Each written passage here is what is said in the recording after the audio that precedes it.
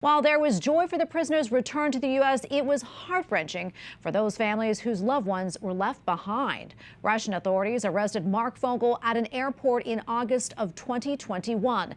They charged the American teacher from Pittsburgh, Pennsylvania, with carrying a small amount of medical marijuana. His health has declined significantly while serving his 14-year prison sentence.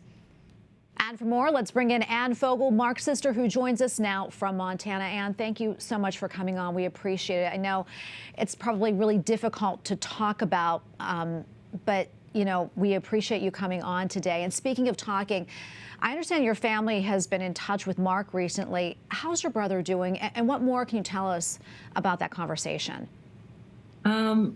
Marc has hit a new low. He really, of course, feels the responsibilities at home and wants to be home with his family. He feels very betrayed, and he's having a hard time right now.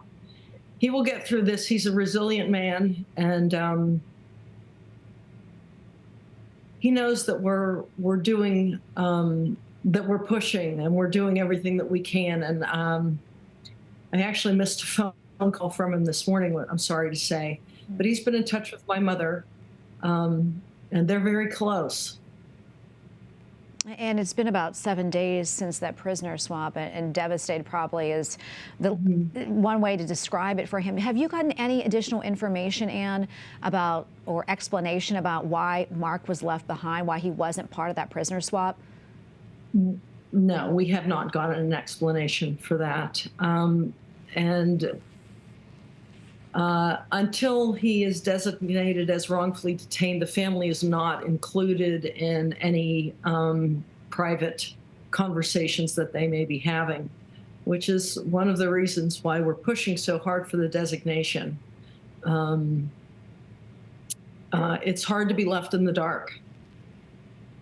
Absolutely. Sure. I know that, Ann, that you've received a lot of support from people, including from U.S. Senate Candidate Dave McCormick in Pennsylvania, and also Senator Bob Casey. What has their support meant to your family? Senator Casey actually came to my mother's house, which was wonderful. And my mother yesterday went to Dave McCormick's house. We want to keep this bipartisan, and we want to enlist everyone's help.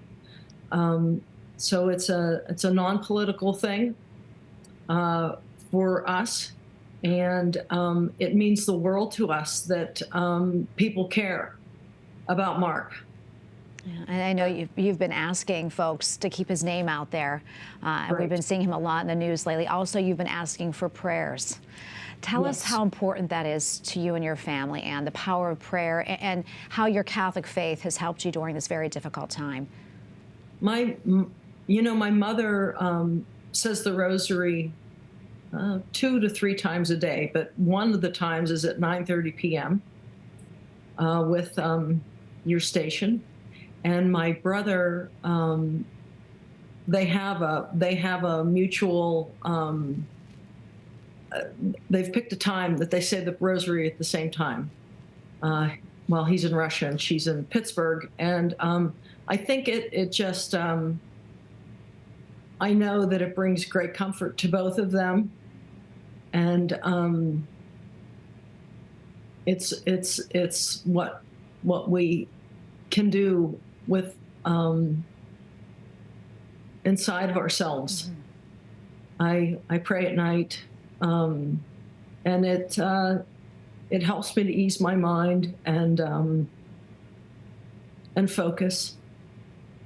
Well, Ann, please know that we're praying for all of you, your family, and be assured our audience is as well. And we thank you for coming on, and we look forward to his release very soon, we hope. God bless you, Ann. Thank you for having us. Bye-bye.